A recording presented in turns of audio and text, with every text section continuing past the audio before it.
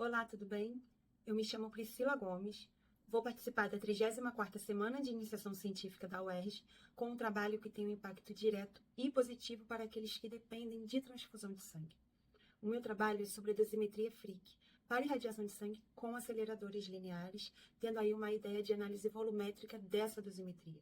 Até o final desse vídeo, eu gostaria muito que vocês compreendessem alguns dos objetivos que esse trabalho se propôs em relação ao controle de qualidade da irradiação de sangue, que utilizam aceleradores lineares, e também gostaria que vocês compreendessem alguns conceitos relevantes, como a importância da irradiação de sangue nesse processo intermediário entre o doador e o receptor, a importância da dosimetria, por que nós escolhemos a dosimetria Frick e, de certa forma, estimular também essa ação, que é a forma que a gente tem para salvar vidas, e conhecer um pouco sobre o que ocorre nos bastidores para garantir a segurança daqueles que vão receber essas bolsas de sangue.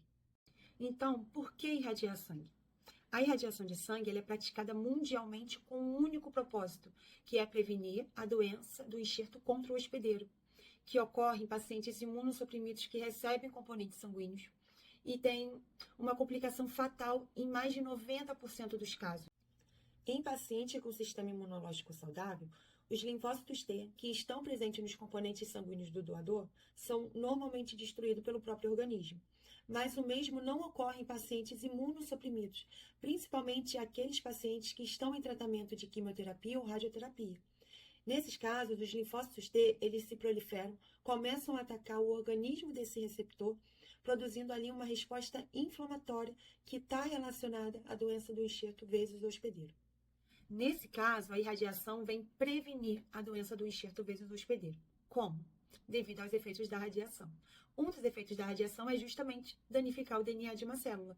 Então, ao danificar o DNA do linfócito T, torna ele inativo. Ele não tem mais capacidade de se proliferar ou multiplicar. A energia depositada pela radiação ionizante, ela precisa ser tal que produza o efeito desejado, que é o dano no DNA dos linfócitos T, do sangue do doador, para garantir a sua inativação. E para isso, a Anvisa, ela afirma que no plano médio, essa bolsa, ela precisa receber 25 Gray, ou seja, o tempo de exposição precisa ser tal que garanta essa dose de 25 Gray, de forma que em nenhuma parte esse sangue receba menos de 15 Gray e máxima de 50 Gray. Gray é a unidade de dose absorvida de radiação ionizante e dose absorvida é a quantidade de energia depositada naquele meio, naquele sangue. Nesse caso, a dosimetria tem um papel fundamental, porque é através dela que a gente consegue verificar se essa dose está realmente sendo depositada, a gente consegue prevenir danos, a gente consegue otimizar processos e técnicas para cumprir as normas e os regulamentos estabelecidos, que no caso da irradiação de sangue é garantir a prevenção da doença do enxerto vezes hospedeiro. Na dosimetria, para a gente conseguir quantificar a energia depositada pela radiação em um meio, a gente faz uso de dosímetros. Nesse trabalho, a gente utilizou o dosímetro Frick, que tem 96% de água em sua composição, ou seja, uma densidade muito próxima do sangue.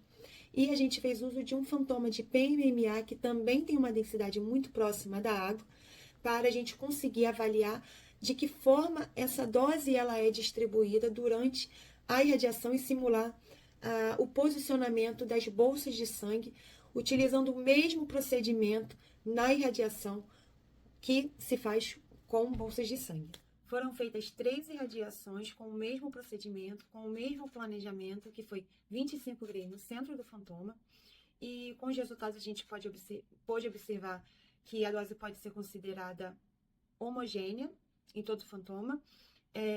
Essas 3 irradiações permitiu uma análise de dose média de 24,71 Gray, com uma incerteza de 0,65 Grays, para mais ou para menos, e a gente pode observar que é 1,18% abaixo daquela dose estabelecida ali pela Anvisa e pelo PTV, que foi de 25 Gray, tornando assim, a gente podendo observar que tanto o dosímetro Frick permitiu